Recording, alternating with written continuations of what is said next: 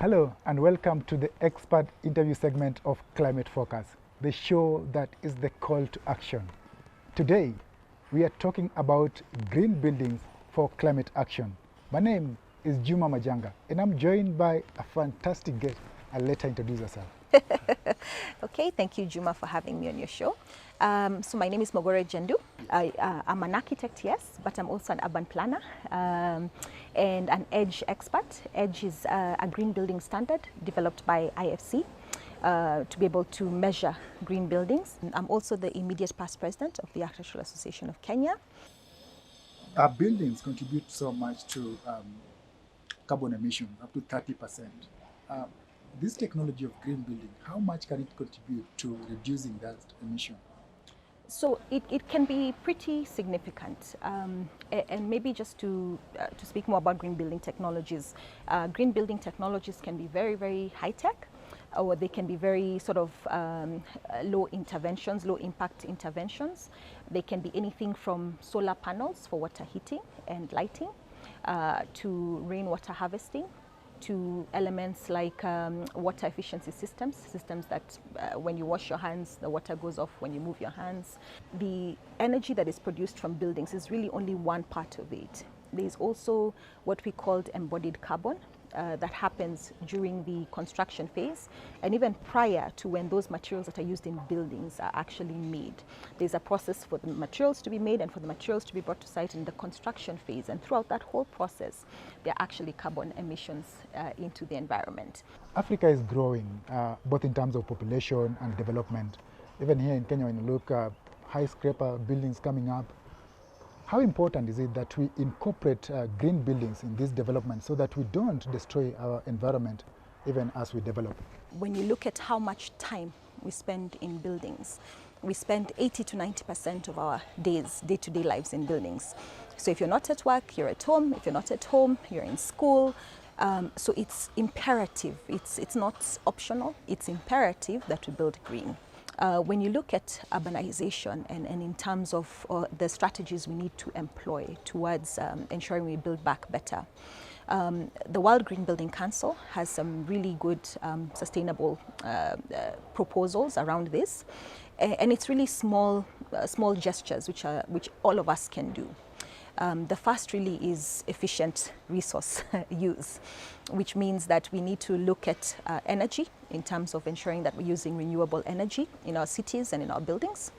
It means looking at water use to ensure that we're using water resources efficiently and keeping in mind what's happening with the whole world. The other strategy is really around the health and well-being of people, which is looking at the building that you're putting up. Does it have natural ventilation? Does it have good natural lighting? When you look at schools, there are schools which have their lights on all day in this country. We are in a tropical climate. There is no reason for that. It's really looking at buildings as having impact on the health and well-being of people. We've talked about living your life, 80 to 90% of your life in a building.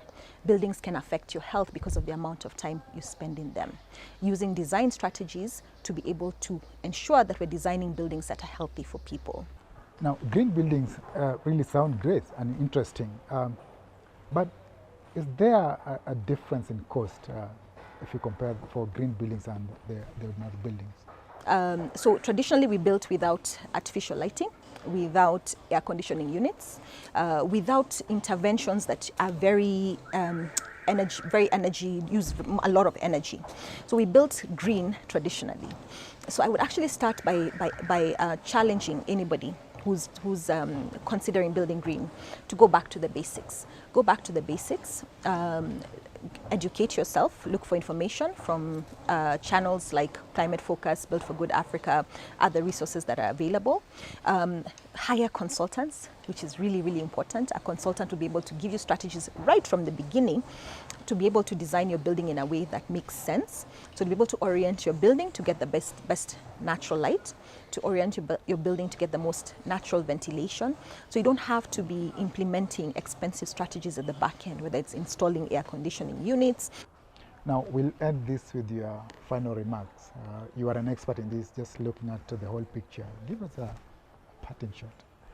I think for me, it's really just to say that the impact that the built environment has on climate action is pretty significant.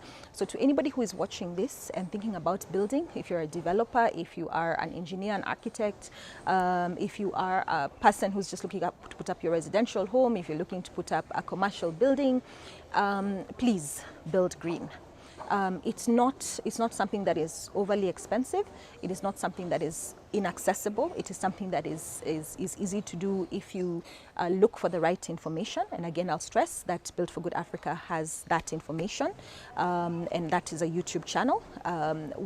Again, I'll also stress the right consultants, because green buildings require some strategies in terms of design right from the beginning to be able to ensure that you are building a sustainable building.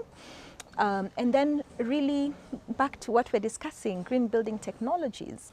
Have no fear, technology is here to assist us. Implement green building technologies that will actually reduce operational costs in your business and in your building.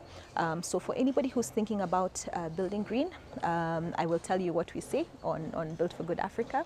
We tell African stories on green buildings, and we say that green building is impactful, accessible, and affordable. Building green is imperative. A very good point to end it. Thank you so much. Thank you.